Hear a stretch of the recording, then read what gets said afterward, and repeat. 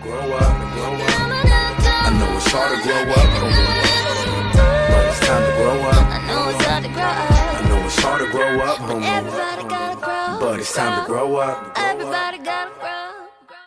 Back to Camilo's Fighter Readings, and today we have a special guest. Would you like to introduce yourself?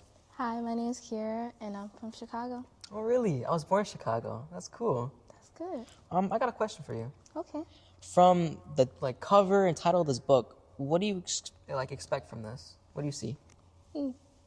I just see a kid traveling, going on a journey on his own. That's what I think from the cover. Yeah. Have you read or seen a book that's anything like this? No. The recap is Juan and his mother just moved to America, and it didn't start off so well. You know, he was having a hard time, especially with his mother having 2 jobs. He didn't really know English, and he was a troublemaker because he had all this anger put up, and his teachers just labeled him as that. So in chapter 3, we're going to find out, what happens, where he's going to put all the anger. So you want to jump to it? Yeah, of course. The death of Juan's father was a blow from which his family never fully recovered. Although he had been absent for much of Juan's life, the news of his death left a gaping hole in their hearts. Rosa fell into a deep depression, and the once strong woman who had fought so hard to give Juan a better life began to crumble. She started drinking to numb the pain, and the apartment that had once been a refuge became a place of darkness and despair. Juan, now 12, was forced to grow up quickly. He took on more responsibilities at home, caring for his mother when she was too drunk to get out of bed, and making sure that there was at least some food on the table. But the weight of it all was too much for a boy his age. The anger that had been simmering inside him now boiled over, manifesting in violent outbursts at school and the neighborhood. He got into fights, lashed out at teachers, and started skipping classes. The streets of Lake County became his escape, but they were filled with danger of their own. Juan knew that the path he was on was a dangerous one, but he felt trapped. He was angry at the world, angry at his mother, and most of all, angry at himself for being powerless to change his circumstances. The once promising future his mom had dreamed of seemed future away than ever.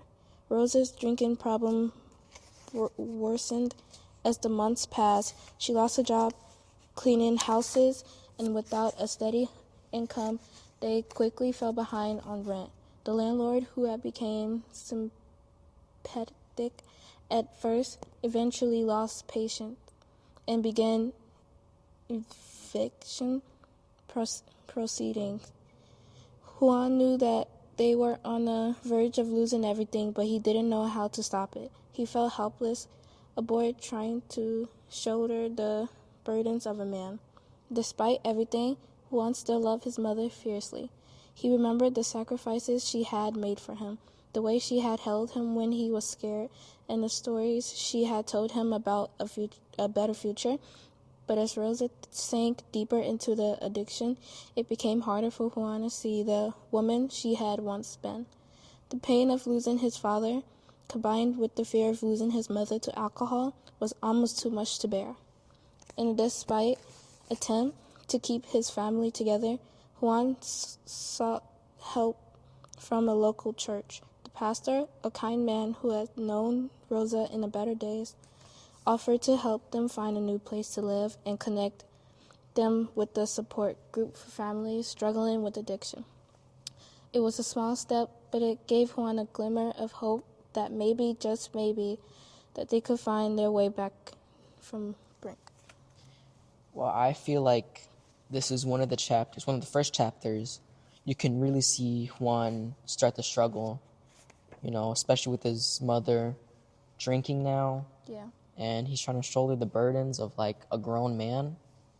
I'm sympathetic for him, honestly. Yeah. And I think going to the pastor was a really good idea. And I'm wondering what the pastor is going to do for him in chapter 4. Me too.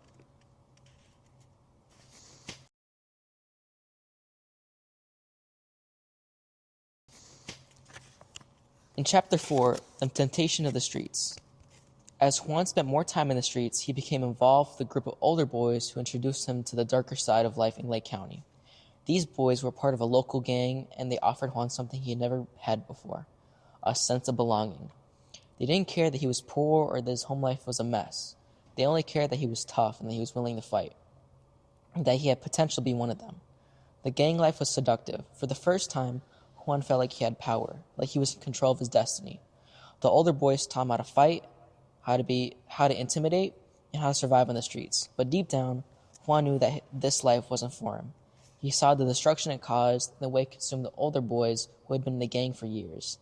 They were angry, bitter, and filled with regret, but they were too far gone to get out. Juan was at a crossroads. He could continue down the path of violence and crime, or he could find another way. But finding another way seemed impossible. He was still poor, still angry, still trapped in a life that offered him a few options.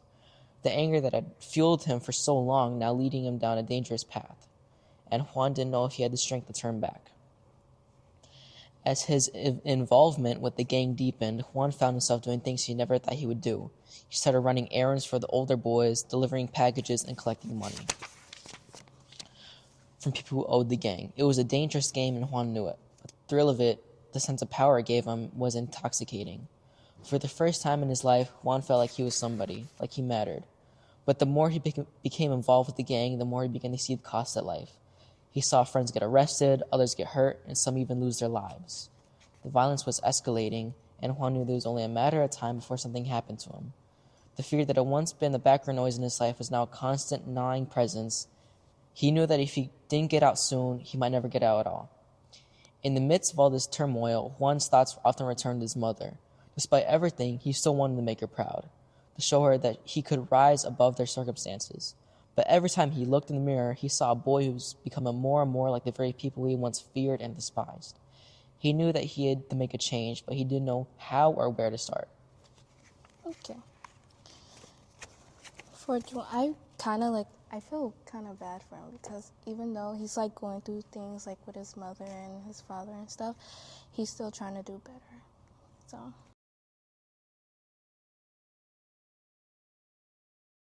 Okay. One day, after a particularly brutal fight at school, Juan wandered into a small, dimly lit boxing gym. He was drawn to the sound of fists hitting heavy bags, the rhythmic thud echoing through the air like a heartbeat. The gym named Angels Boxing Academy was old and run down, but to Juan, it felt like a sanctuary. The moment he stepped inside, he knew he had found something special. The gym's owner, Coach Angel Lopez, was a young Hispanic man from Mexico who had moved to the United States in search of a better life, much like Juan and his mother. Despite the youth, Angel had a deep understanding of the sport and the discipline it required. He had seen kids like Juan before, angry, lost, and looking for a way out. Angel watched as Juan shadowboxed in front of a cracked mirror, his movement raw but powerful. There was something in the way Juan moved, a natural talent that couldn't be taught.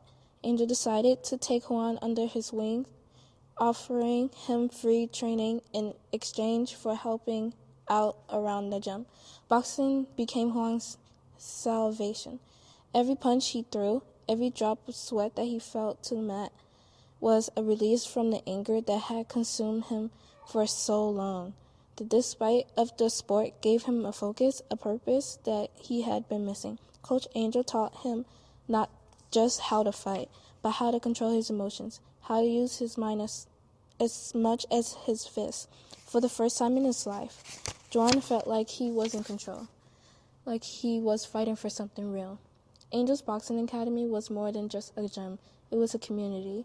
The other fighters quickly accept Juan as one of their own, recognizing the fire and determination in him. They pushed each other out to be better, to train harder, and to never give up. For Juan, the gym became a second home, a place where he could leave the struggle out of the outside world behind and focus on becoming the best version of himself. As Juan's skills in the ring grew, so did his confidence. The anger that had once controlled him began to dissipate, replaced by a sense of purpose and determination. He started to see a future for himself, one that didn't involve gangs or violence. Boxing gave him a reason to stay out of trouble, to focus on something positive. It was the outlet he had been searching for, a way to channel his energy into something that mattered. Coach Angel became more than just a trainer. He became a mentor, a father figure that Juan never had. He taught Juan not just about boxing, but about life, about discipline, respect, and the importance of hard work. Under Angel's guidance, Juan began to see the possibilities that laid ahead of him. The dream of becoming a professional boxer starting to take shape in his mind. And for the first time, Juan dared to believe that it might actually come true. Wow, this is like one of those big screen movies where the hero first starts out as, something small, but then he finds something that helps him grow into like a better person. And this is one of those things. I can't wait to see in the next chapter what he'll do, and that I'm glad he's found an outlet. I want to say thank you to the people who are watching this, and I want to say a big thank you for our special guest. What did you think of the book? I thought it was pretty cool how this kid is like really struggling with life right now with his mother and his father, going through it a lot. So going to the boxing academy for him really helped him a lot, boxing, getting all his anger out and stuff. So I thought it was pretty cool, yeah. Did you think that we'd actually be in Angel's Boxing Academy? And it's not rinky dink, it's not old, but that's how we started off. Yeah. So, and I'm inviting the Lake County community, come out, send us a DM. You can be here and read a chapter or two. I know it's hard to grow up.